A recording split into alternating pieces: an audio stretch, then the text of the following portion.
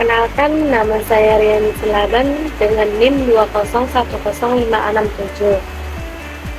Prodi S1 Manajemen KBC. Di sini saya akan mempresentasikan dengan judul Peran Manajemen Sumber Daya Manusia terhadap Perbankan.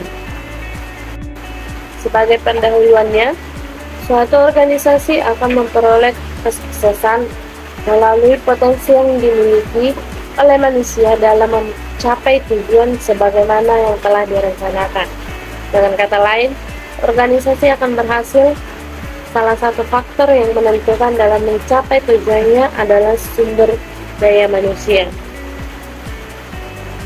Melayu SP Hasibuan menyatakan bahwa manusia memiliki peran penting dan aktif dan mendominasi dalam setiap kegiatan organisasi, disebabkan manusia adalah sebagai perancang, pemeran, dan penentu tercapainya tujuan suatu organisasi. H.L. Rifai mengatakan bahwa kemampuan bekerja pegawai merupakan salah satu hal yang sangat bermanfaat dalam upaya menggapai perubahan guna meraih sasaran yang ditujunya. Kemudian H.L. Rifai juga menambahkan bahwa kinerja pegawai akan mencerminkan kinerja organisasi berdasarkan hasil dan capaian organisasi. Maka dapat dilihat bahwa terdapat hubungan yang sangat erat antara kinerja institusi atau institusional performance dengan kinerja perorangan individual performance. Dengan perkataan lain, kinerja seorang pegawai baik, maka terdapat peluang besar bagi kinerja organisasi atau institusional performance juga baik. Untuk melahirkan sumber daya manusia yang berkualitas, dibutuhkan supaya ada berorganisasi, berkesinambungan, serta menyeluruh. Salah satunya adalah melalui pemberdayaan. Sadar Mayanti menyatakan pemberdayaan adalah kemampuan yang lebih baik dari sebelumnya, apakah dalam hal kesanggupan atau kompetensi, wewenang atau authority, tanggung jawab atau responsibility individual yang dimiliki oleh seseorang. Peran sumber daya manusia atau SDM dalam suatu organisasi sangat strategis karena keberhasilan organisasi untuk mencapai tujuan yang sudah ditetapkan ditentukan oleh faktor sumber daya manusia. Dalam upaya pemberdayaan SDM atau sumber daya manusia, komponen-komponen yang perlu dapat perhatian adalah sebagai berikut. Nomor urut 1, penempatan pegawai berdasarkan kemampuan yang dimiliki oleh pegawai serta sesuai dengan tuntutan kebutuhan dalam organisasi. Yang kedua, pengetahuan, keterampilan, dan sikap atau perilaku pegawai yang memadai. Yang ketiga, dukungan atasan terhadap pegawai. Yang keempat, kepemimpinan. Yang kelima, motivasi. Yang keenam, kewenangan serta tanggung jawab.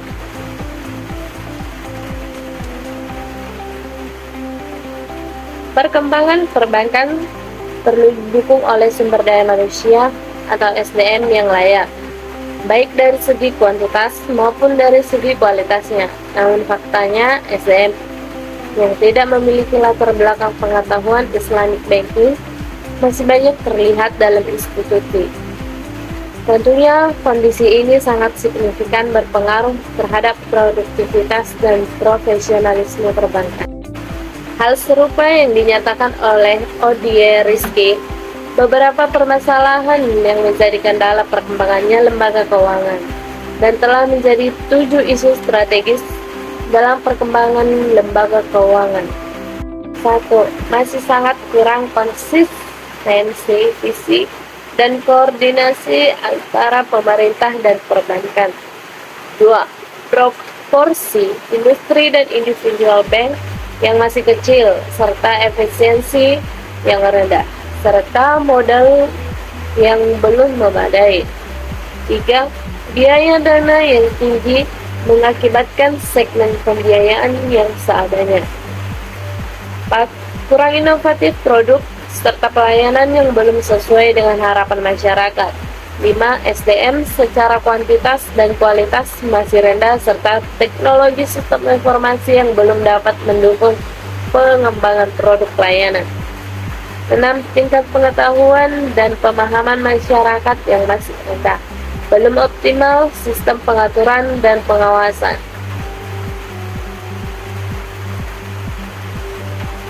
2. Metode pembahasan. Metode pembahasan adalah seperangkat alat yang harus dikerjakan dalam tersusun secara sistematis pada saat melakukan studi tersebut. Tahapan dalam metode pembahasan dilakukan untuk mendapatkan hasil yang diinginkan, memenuhi syarat efisien dan ekonomis yang mendukung keseluruhan dari proses pembuatan laporan. Metode penelitian yang digunakan dalam penyusunan tugas akhir ini antara lain yaitu: 1. Metode literatur. Metode literatur yaitu metode dengan mengumpulkan, mengidentifikasi, serta mengolah data tertulis yang diperoleh dan dapat digunakan sebagai input dalam proses analisa. Pengumpulan dilakukan dengan cara kompilasi data yang diperoleh dari referensi-referensi seperti karya ilmiah, hasil penelitian sebelumnya, maupun buku-buku referensi lainnya yang mendukung pembuatan tugas akhir ini. 2. Metode observasi. Metode observasi yaitu metode dengan mengumpulkan data-data yang diperlukan untuk pembahasan tugas akhir yang didapatkan dari lapangan. Data-data tersebut berupa hasil pengamatan dari PLTA atau pada saat kerjasama dan data lapangan di lingkungan tersebut. Metode diskusi atau bimbingan. Metode diskusi atau bimbingan yaitu melakukan konsultasi kepada pembimbing dengan dosen atau pihak dari CV dan atau pihak-pihak yang berkaitan dengan penyusunan laporan tugas akhir. 3. Hasil dan pembahasan. 3.1 Hasil. Buchari Zainun mengungkapkan bahwa manajemen SDM merupakan hakikat dari manajemen itu sendiri. Sumber daya manusia atau human research adalah sumber daya yang berperan penting dalam manajemen. Manusia tetap memiliki peranan yang sangat penting dalam mencapai kesuksesan suatu organisasi, meskipun saat ini teknologi telah berkembang sangat pesat. Pada masa lalu, SDM bersifat administratif, transaksional, dan operasional.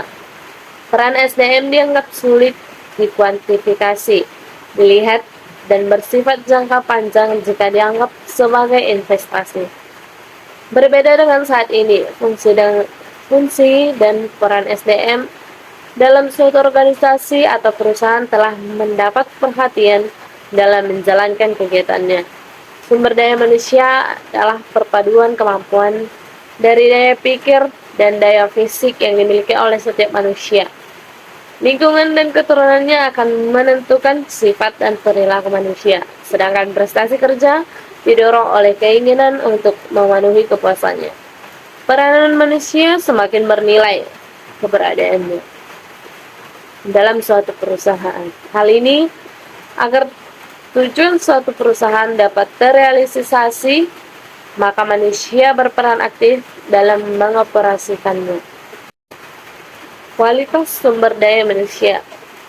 Menurut Bambang, pengertian kualitas sumber daya manusia adalah kemampuan yang dimiliki oleh karyawan yang mengarah pada intelijensi, kemampuan berpikir, serta berwawasan luas. Memiliki keterampilan artinya kemampuan yang dimiliki karyawan dan menguasai teknis operasional pada bidang tertentu.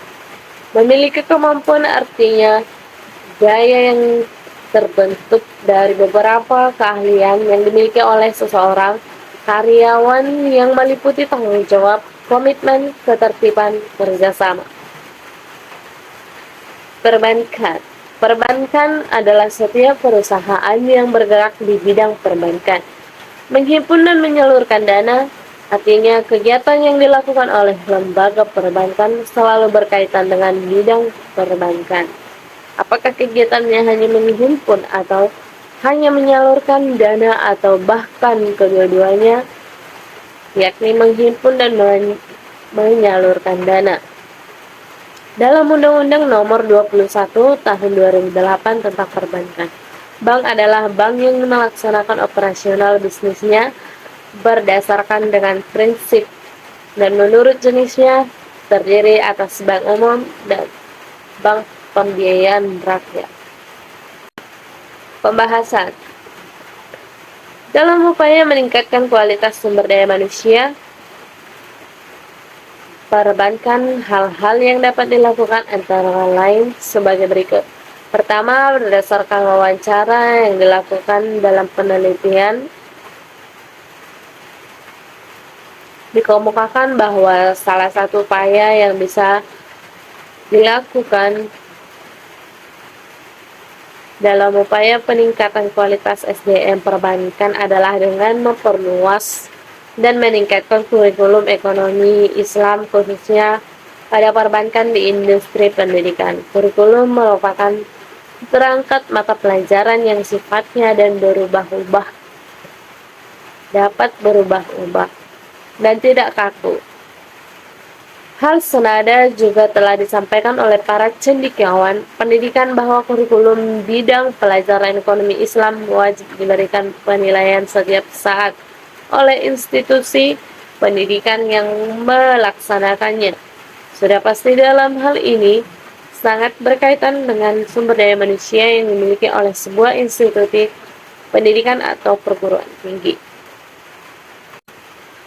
Dalam menyiapkan mutu SDM yang produktif, meskipun kurikulum dapat diubah, namun terdapat tolak ukur yang berfungsi dengan meringkasan konseptual berikut. 1. Meningkatkan mutu iman dan takwa. 2. Meningkatkan mutu hidup. 3. Meningkatkan mutu kerja. 4. Meningkatkan mutu karya. Dan 5. Memperluas daya pikir. Kedua, mengembangkan dan memajukan instansi pendidikan ekonomi Islam. Terbuka ruang yang sangat besar bagi perguruan tinggi Islam baik negeri maupun swasta untuk membangun dan mengembangkan fakultas atau jurusan ekonomi Islam dan berbagai bidang di pelajaran lainnya dan sinkron dalam kepentingan perbankan.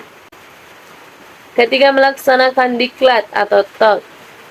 Ekonomi Islam di antara yang menjadi sasaran kebijakan diklat atau TOT sebagaimana yang disampaikan oleh Pincap Beng Mutlamat Laksa adalah bertujuan untuk 1. Mendukung pertumbuhan melalui aspek penawaran atau supply dan permintaan atau demand secara merata.